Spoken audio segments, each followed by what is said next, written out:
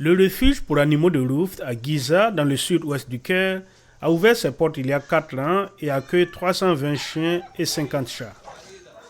Pour les nourrir et les soigner, il faut débourser entre 2 500 et 3 000 $ par mois.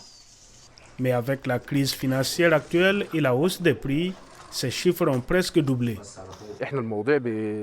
Les dépenses peuvent maintenant atteindre jusqu'à 5 000 ou 10 000 $ par mois.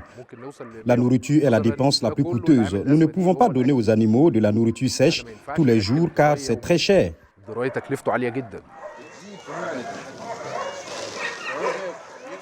Avant, j'achetais de la nourriture entre 53 et 66 $ et c'était un gros repas pour nourrir pleinement les chiens.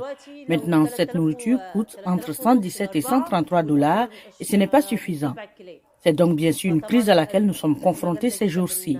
Nous avons besoin quotidiennement d'environ 133 $ pour nourrir tous les chiens et chats du refuge.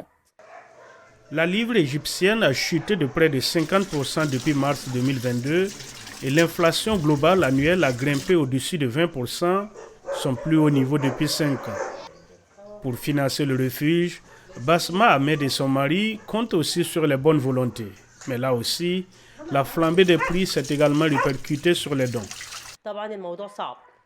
Ce n'est pas facile car les dons n'ont jamais atteint 133 $ par jour et cela ne concerne que la nourriture, sans parler des médicaments et des désinfectants contre les insectes dont certaines races de chiens ont besoin chaque jour.